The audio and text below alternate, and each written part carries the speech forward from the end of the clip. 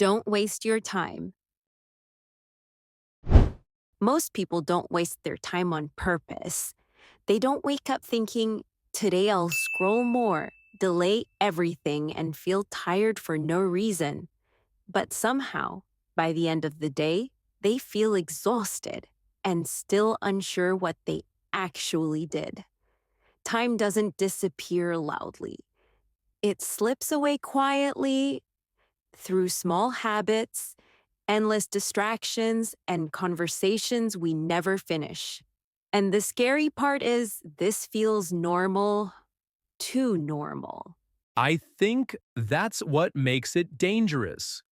When wasting time feels normal, we stop noticing it. We say we're busy all day, but somehow nothing important moves forward.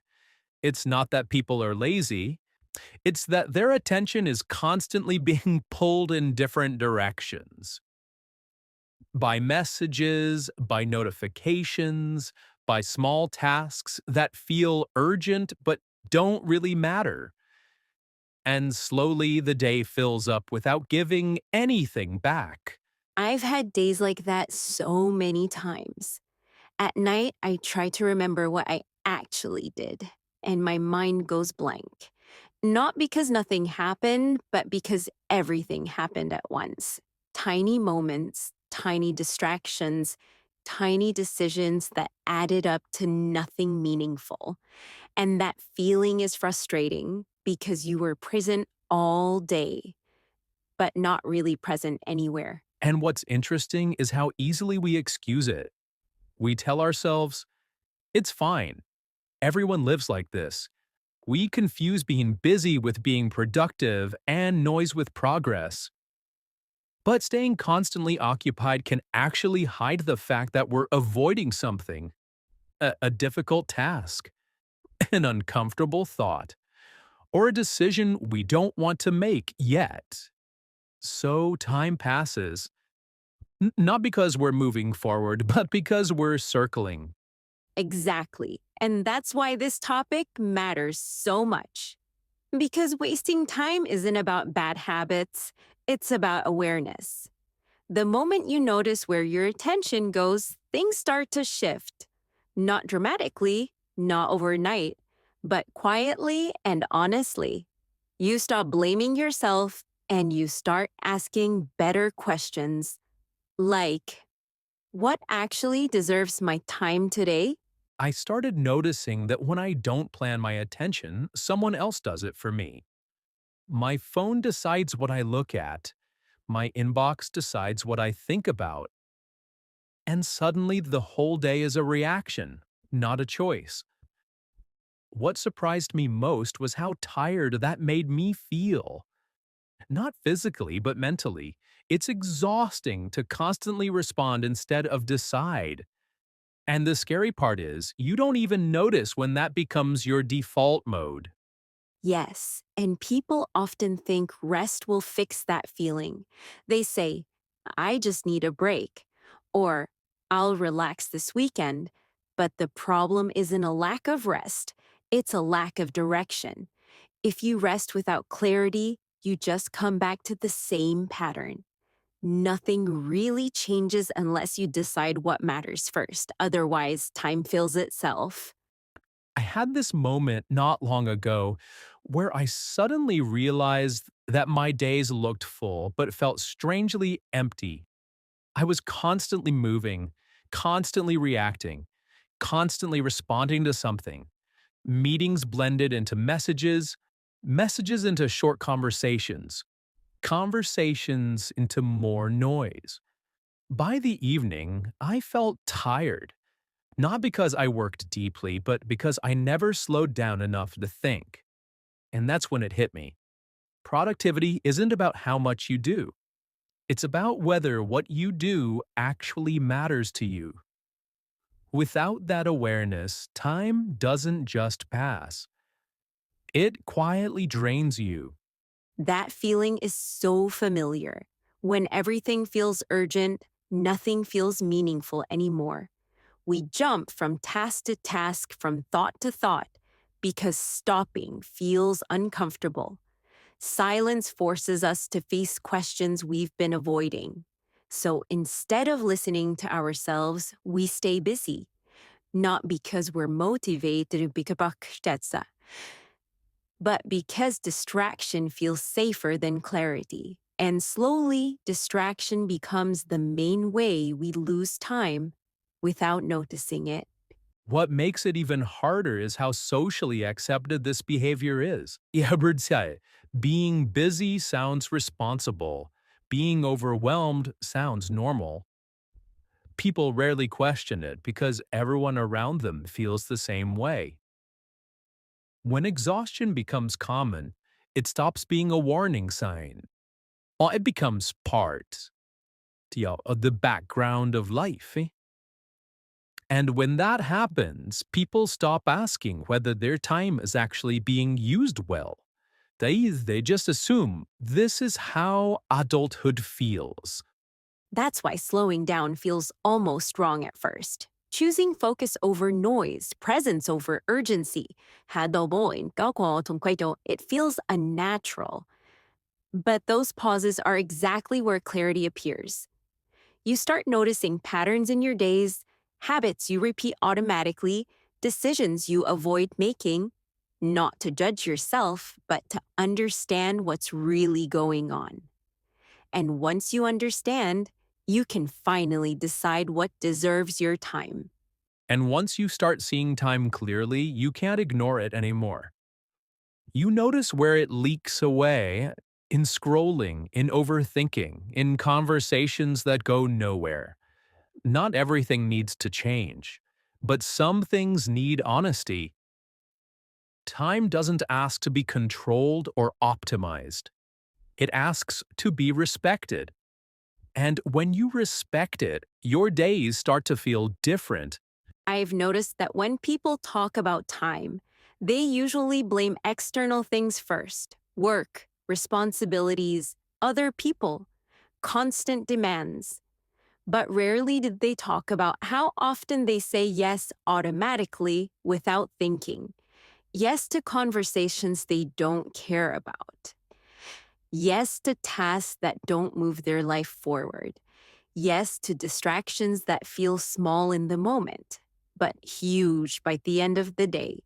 And over time, all those yeses quietly turn into lost hours. That's true. And I think saying no is one of the hardest skills to learn. Not because people don't know how, but because they're afraid of how it looks, afraid of disappointing someone, afraid of seeming unproductive or unhelpful. So instead, they sacrifice their own focus. They trade long term clarity for short term comfort. And time keeps slipping away, not dramatically, but consistently. What I find interesting is that wasting time rarely feels dramatic. It feels ordinary. It feels like just one more thing, or I'll do it later, or it's not that important. But when you hear those phrases all day long, they shape how your life feels: busy, rushed, unfinished. And that's when people start feeling tired of days that never feel complete. Emma, Rish, you're right about those small phrases. I think they're the real time killers because they sound harmless. Just 5 minutes. I'll start after this. Let me check one thing. And the problem is that they don't feel like a decision. They don't go, hey, they feel like a break. Hey, but if you take that break 20 times a day, oh, you don't get rest. You get fragmentation. I've noticed that on days when I bounce between tiny distractions, I feel more exhausted than on days when I do one hard thing for 2 hours. Because a hard task has a beginning, a middle, and an end. Distraction has no ending. It just keeps inviting you back and it trains your brain to expect constant novelty. Yes, and that novelty addiction is what makes simple days feel harder than they should. Because you're not only doing life, you're also fighting your own attention. I've had days where nothing big went wrong, but I still felt irritated and restless. like something was missing. And then I realized I was treating my phone like an emotional remote control. If I felt bored, I scrolled. If I felt anxious, I scrolled. If I felt unsure, I scrolled. So, of course, the day felt empty. I kept leaving it emotionally.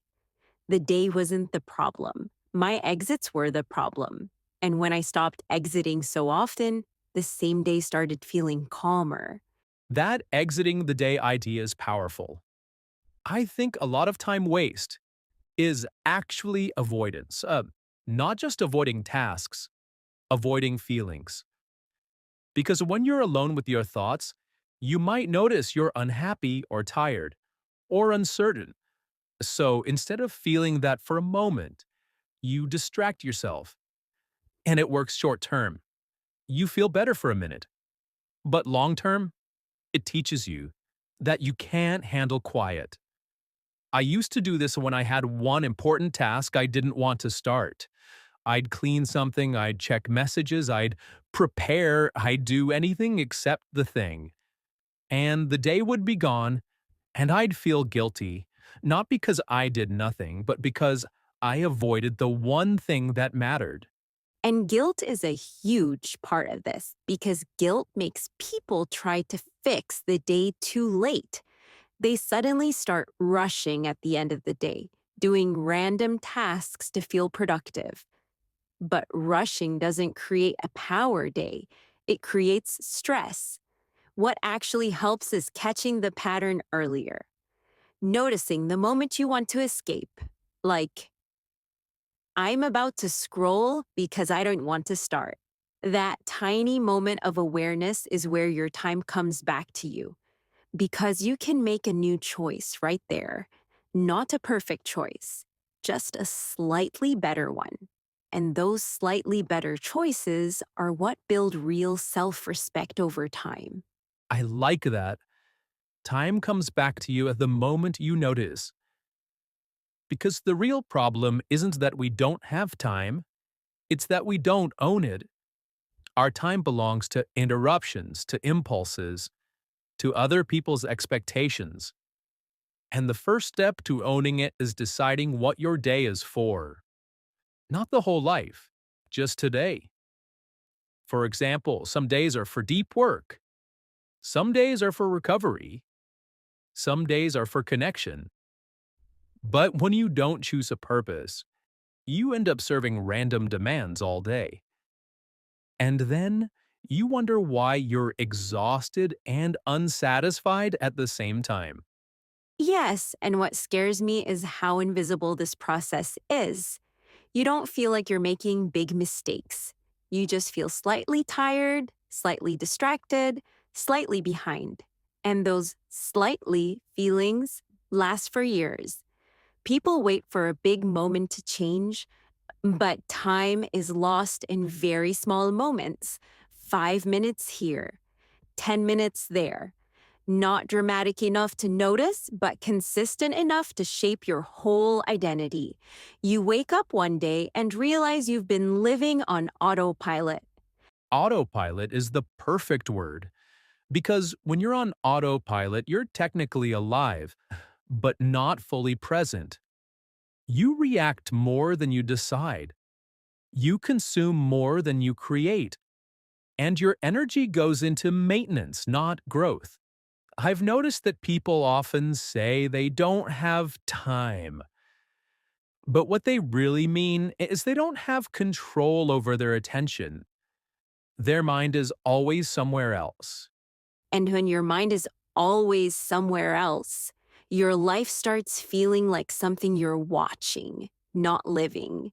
You scroll through other people's stories, you compare your inside with their outside, and you feel like you're late to your own life. Not because you failed, but because you were never really choosing your direction. You were following whatever was loudest around you. For me, it shows up in small moments. I'll open my phone for 1 minute and suddenly 20 minutes are gone. Then I feel slightly annoyed at myself, and to escape that feeling, I scroll more. It's like a loop. Distraction creates emptiness, and emptiness makes you want more distraction. And when that becomes your normal routine, even simple days feel heavy. Not because they're hard, but because you're not fully present inside them. That loop is real. And it's exactly how people lose time without feeling like they chose to waste it. Because the decision isn't loud, it's tiny. I'll start in 5 minutes. It's let me check one thing. I'll answer this quickly. And then your brain switches into reaction mode, where you're responding instead of directing. I've had days where I did 100 small things and still felt like I did nothing because none of those small things moved my life forward. They just kept me busy enough to avoid the one thing that actually mattered. And the worst part is, you don't notice the cost until the day is already over. And that's when people start saying, I don't have time. But it's not always true. A lot of the time, they do have time. It's just scattered into tiny pieces. And nothing meaningful fits into tiny pieces. A real conversation doesn't fit. Deep work doesn't fit. Rest that actually feels like rest doesn't fit. So the day becomes a collection of half started moments, half a thought, half a plan, half a task, half a reply. And the problem with half started moments is that your brain never gets closure. You carry unfinished energy all day, and it makes you restless, even if you did a lot. I felt that at night, exhausted but still mentally noisy, like the day never landed anywhere. And it's not because you're failing, it's because your attention keeps getting stolen. And every steal leaves you with less calm to give to your own life. Exactly. And the fix isn't be more disciplined in a harsh, self-punishing way. Because harsh discipline can create more stress, and stress makes people seek even more distraction. The real fix is to reduce the number of times your attention gets hijacked. Every hijack has a recovery cost. You need time to remember what you were doing, rebuild focus, and restart the task. That's why multitasking feels productive but produces so little. You spend the day restarting yourself. One thing that helped me was choosing one main thing for the day. Just one. Not 10 goals, not a huge list. One real target that would make the day feel meaningful if it moved forward even a little. And when distractions appeared, I asked myself, is this more important than my main thing, or is it just louder? I think what people really want isn't more time, it's a different relationship with time. They want to feel that their days belong to them, not to everyone else. That their energy goes into something that feels meaningful, not just necessary. Because you can be busy every single day and still feel disconnected from your own life. And that's one of the loneliest feelings. When nothing is technically wrong, but nothing feels right either. When you're doing what you're supposed to do, but not what you actually want to do. And over time, that creates quiet frustration, the kind that doesn't explode, but slowly drains you. That's why wasting time hurts more emotionally than practically. It's not about productivity, it's about identity, about whether your days reflect who you are or just what you're responding to. Yes, and I think a lot of people don't even realize how disconnected they become. They feel tired, but they don't know why. They feel bored, but they're never actually doing nothing, and they feel unmotivated, but they're constantly doing tasks. It's like the body is moving, but the mind isn't choosing. And when you live like that long enough, you stop trusting yourself. You start believing you're lazy or broken or incapable of focus. And but most of the time, it's not a personal flaw. It's an environment problem. Your attention is being pulled in the too many directions at once. And no human nervous system is built to handle that calmly. So maybe the real question isn't how do I use my time better, me doy baya. Maybe it's what kind of life do I actually want to feel inside? Because time management without self awareness just creates a more organized emptiness. But when you start listening to your own energy, your own limits, your own priorities, you naturally stop giving time to things that don't serve you. Not because you're strict, but because you're finally honest. And honesty changes your schedule without you forcing it. It makes some things feel less important and some things suddenly feel worth protecting. I think the real meaning behind don't waste your time is much deeper than productivity or schedules.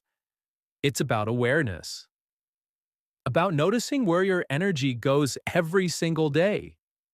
Not just what you do, but how you feel while doing it. Because you can spend hours being useful and still feel empty inside. And you can spend one honest hour on something meaningful and feel more alive than after a full busy day. Time isn't only measured in minutes, and it's measured in presence, in attention, in emotional connection with your own life. And when people say they're tired, most of the time they're not tired of doing things. They're tired of doing things that don't feel like them. They're tired of reacting instead of choosing. Yeah, tired of running without knowing where they're at on A. They're actually now going. Yes, and that's why the question isn't really, how can I fit more into my day? The real question is, what deserves to be there at all? Because your time slowly becomes your identity. It shapes how you think, how you feel, what you believe about yourself. And one day you wake up and realize that your life is the sum of what you repeatedly gave attention to, not what you planned, not what you dreamed about, but what you actually chose and or didn't choose in small everyday moments. So maybe the most powerful thing you can do is not to hurry, not to optimize, not to chase more, but to pause, look at your day, and quietly ask yourself, is this how I want my life to feel? Because that answer decides everything.